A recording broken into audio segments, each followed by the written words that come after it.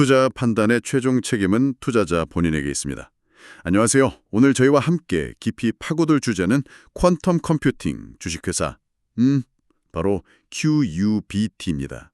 최근에 뭐랄까, 애널리스트의 파격적인 목표가 상향 소식으로 시장을 한번 놀라게 하더니 그야말로 폭발적인 주가 상승세를 보여주면서 정말 뜨거운 감자로 떠올랐죠. 여러분께서 보내주신 여러 자료들, 애널리스트 리포트나 최신 시장 데이터, 또 기업 발표 자료들, 이런 것들을 바탕으로 오늘 QUBT를 둘러싼 열기, 그리고 또 냉정한 현실 사이를 한번 꼼꼼하게 들여다보려고 합니다. 네, 이번 분석을 통해서 QUBT의 현주소, 또 미래 성장 가능성, 그리고 우리가 주목해야 할 핵심 요인들이 과연 무엇인지 명확히 파악하는 것이 저희 목표입니다. 자, 그럼 본격적으로 시작해볼까요? 먼저 시장 반응부터 좀 보죠. 정말 놀랍습니다. 지난 12개월간 주가가 이게 무려 2,757%에서 3,249%까지 치솟았다고 하는데요. 네, 엄청난 숫자죠. 이거 뭐 거의 로켓 수준 아닌가요? 네, 맞습니다. 보내주신 자료들을 보니까 경쟁사로 꼽히는 D-Wave나 리가티 역시 비슷한 급등세를 보였다고 하고요. 또 관련 ETF, 예를 들면 디파이언스 퀀텀 ETF 같은 펀드 수익률도 S&P 500 지수를 훨씬 웃돌았다고 하니 이 양자 컴퓨팅 분야 전체에 대한 기대감이 정말 대단한 것 같습니다. 네, 그렇죠. 섹터 전체가 뜨겁다고 봐야죠. 그런데 궁금한 건 이겁니다. 이런 어마어마한 주가 상승을 뒷받침할 만한 그런 실제 성과는 나오고 있는 걸까요?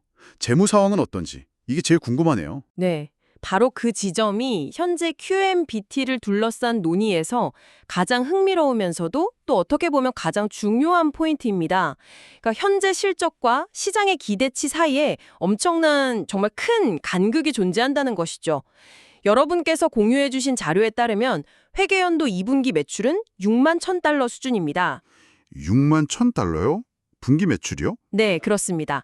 이게 시장 추정치에는 부합하는 결과이긴 하지만 현재 형성된 그 수십억 달러 규모의 시가총액을 생각하면 사실상 거의 제로에 가깝다고 봐야 합니다. 그 정도인가요? 네, 현재 기업 가치를 설명하기에는 정말 턱없이 부족한 숫자죠. 하지만 이 숫자만 보고 또 바로 실망하기엔 좀 이릅니다. 긍정적인 신호들도 분명히 있거든요. 예를 들어 같은 기간에 주당 26센트의 순이익을 기록하면서 애널리스트들의 예상을 꽤 뛰어넘었다는 점. 이건 상당히 인상적입니다. 순이익은 예상을 넘었군요. 네, 비용 관리가 잘 되고 있다는 신호일 수도 있고요. 더 중요한 것은 재무 건전성인데요. 부채가 전혀 없는 상태에서 3억 4,900만 달러, 우리 돈으로 하면 약 4천억 원이 넘는 엄청난 현금을 보유하고 있다는 점입니다. 부채 없이 현금만 4천억이요? 네, 이건 상당한 강점이죠.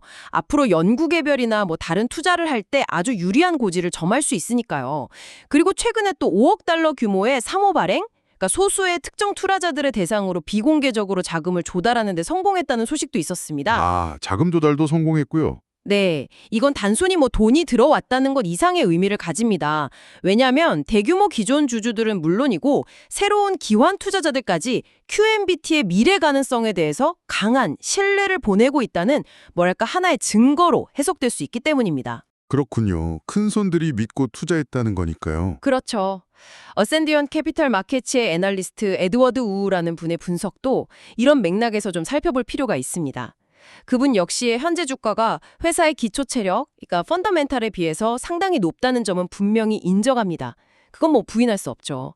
하지만 동시에 그는 양자 컴퓨팅이라는 이 산업 자체에 대한 관심이 워낙 폭발적으로 증가하고 있기 때문에 QUBT 주가에 여전히 상당한 상승 여력이 남아있다고 평가를 했어요.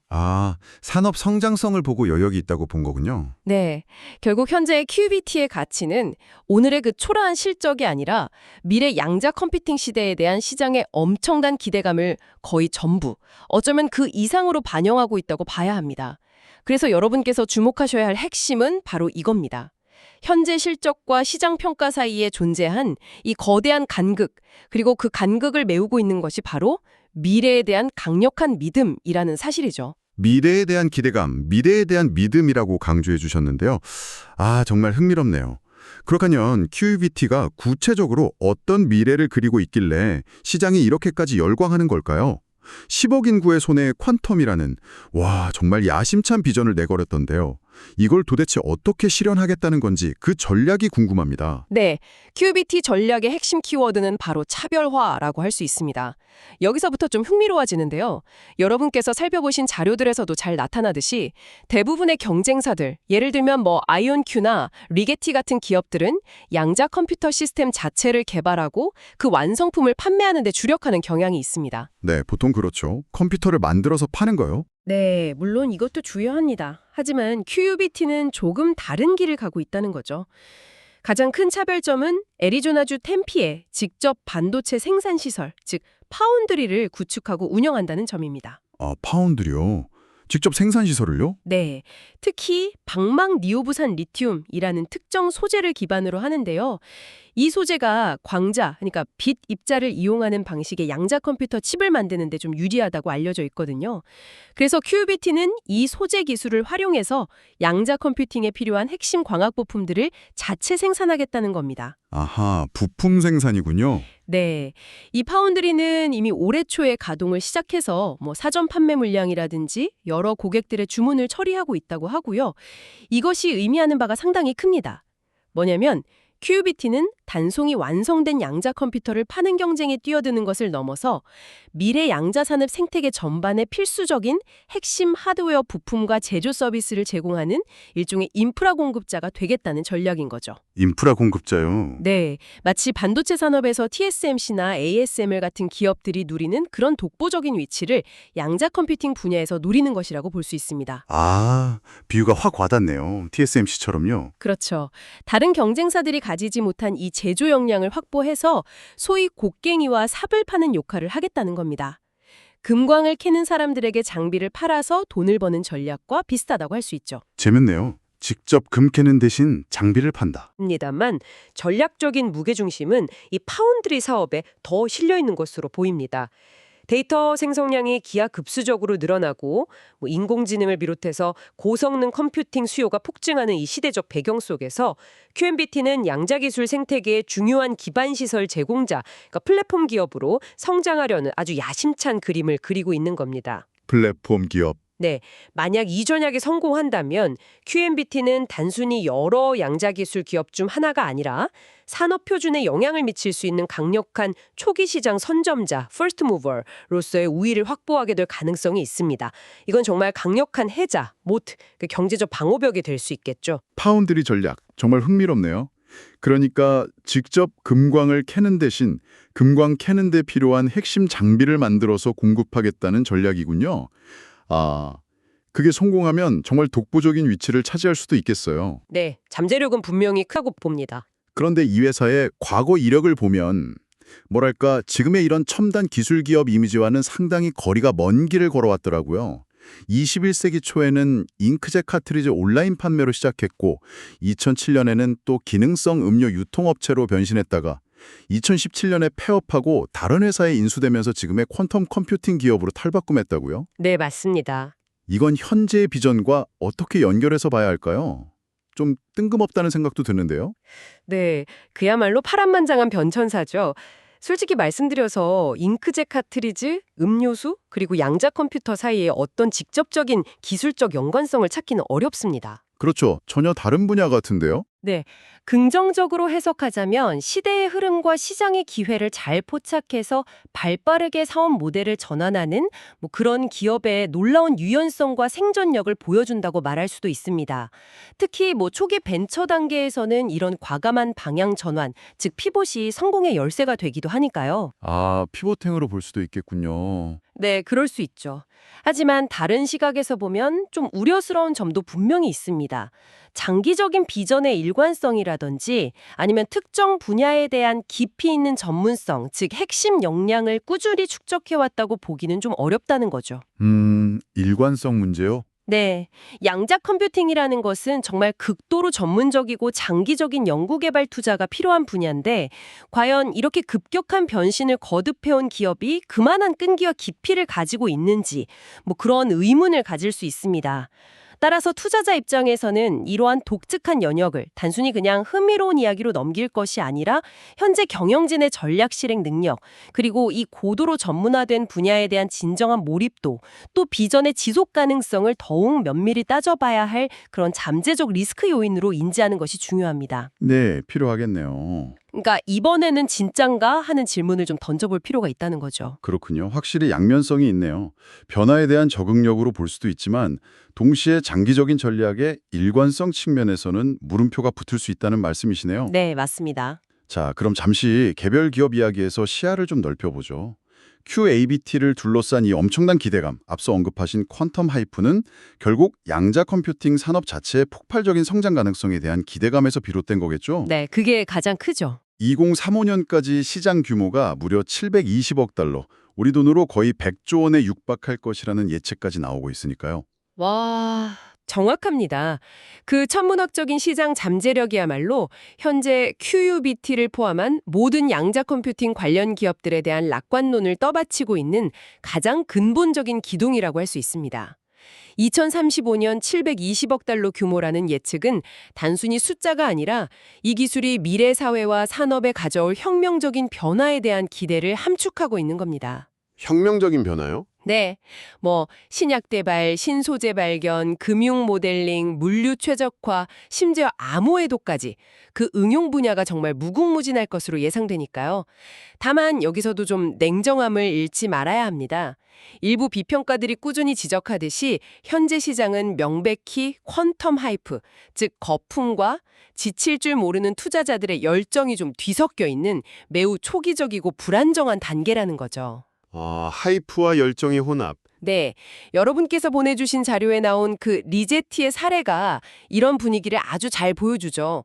새로운 시스템 수주 계약을 발표했다는 소식 하나만으로 주가가 4일 연속 급등하는 랠리를 펼쳤다고 하니까요. 와, 뉴스 하나에. 네, 중요한 것은 이것이 QUBT나 리제티만의 특별한 현상이 아니라는 점입니다.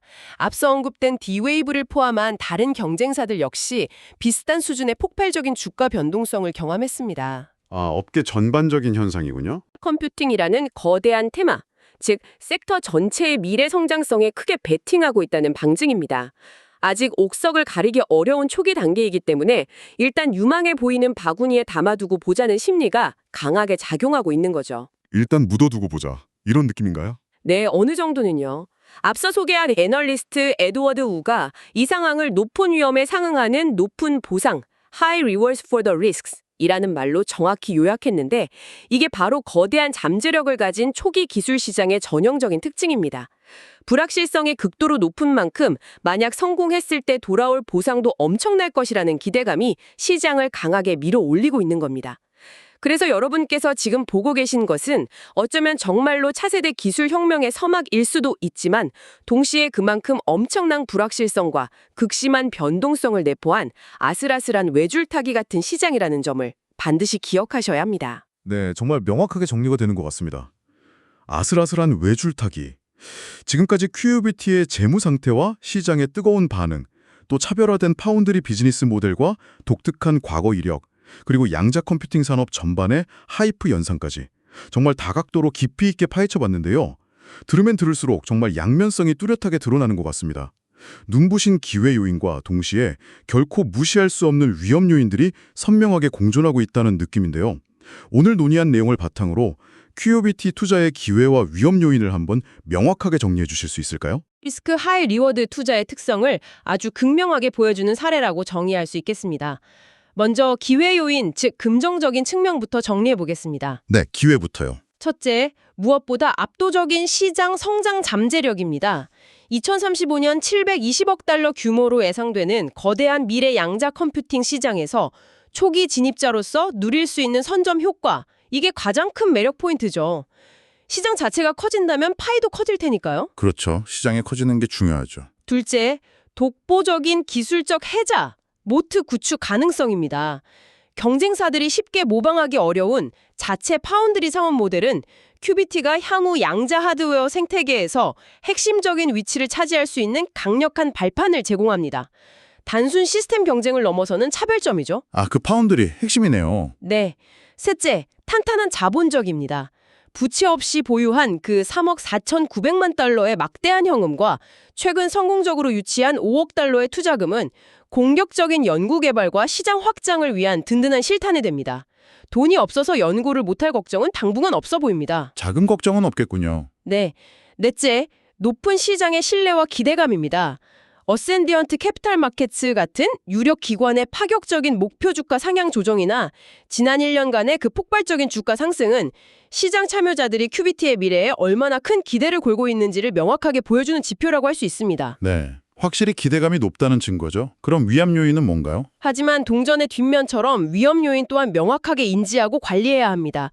첫째, 가장 큰 우려는 역시 실적 대비 과도하게 높은 현재 주가, 즉 밸류에이션 부담입니다. 역시 밸류에이션이군요. 네, 연간으로 환산해도 10만 달러가 채 안 되는 매출로는 현재 수십억 달러에 달하는 시가총액을 정당화하기 매우 어렵습니다. 이는 주가가 미래 가치에 대한 기대감, 즉 하이프에 크게 의존하고 있음을 의미하며 만약 시장 심리가 조금이라도 꺾인다면 언제든 급격한 주가 조정이 나타날 수 있다는 위험을 내포합니다. 하이프가 꺼질 위험이 있다는 거네요. 그렇죠. 둘째, 양자 기술 자체의 근본적인 불확실성입니다. 양자 컴퓨팅 기술이 아직 상업적으로 완전히 성숙하지 않았고 그 엄청난 잠재력을 실제로 구현하기까지는 상당의 시간과 또 넘어야 할 기술적 난관들이 많이 남아있다는 비판은 여전히 유효합니다.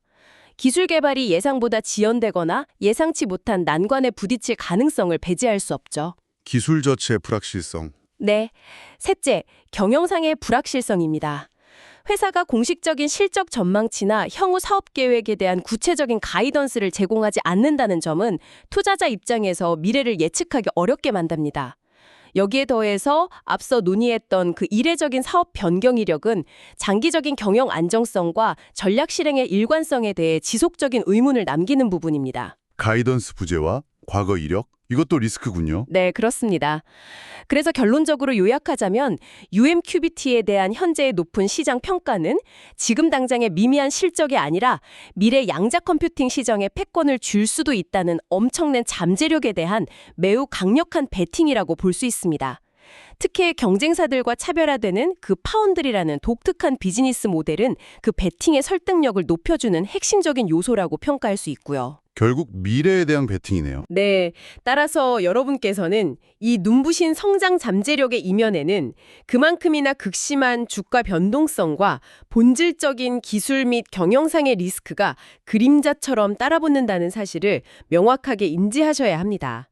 단기적인 주가 등락에 너무 일희일비하기보다는 장기적인 관점에서 회사의 기술 개발 진행 상황, 파운드리 사업의 실질적인 성과, 그리고 경쟁 환경 변화 등을 꾸준히 모니터링하면서 신중하게 접근하실 필요가 있겠습니다. 신중한 접근과 꾸준한 모니터링이 중요하겠군요. 네, 그렇습니다. 마지막으로 오늘 논의를 마무리하면서 여러분께 생각해 볼 만한 질문을 하나 던져보고 싶습니다. 네, 어떤 질문인가요? 오늘 저희는 QUBT라는 특정 기업을 통해 양자 컴퓨팅의 재무적, 기술적, 사업적 측면을 주로 다뤘습니다. 그런데 만약 정말로 QUBT의 비전처럼 혹은 다른 여러 기업들의 노력 덕분에 양자 컴퓨팅이 우리 생활 깊숙이 들어와서 예를 들어 신약 개발 속도를 획기적으로 단축시키고 금융시장의 예측 불가능성을 줄여주며 물류 시스템을 최적화하는 등 광범위하게 활용되는 시대가 온다고 가정해 봅시다. 네, 상상만 해도 대단한데요. 그때 우리는 과연 어떤 새로운 사회적, 윤리적 문제들에 직면하게 될까요? 사회적 윤리적 문제요? 네.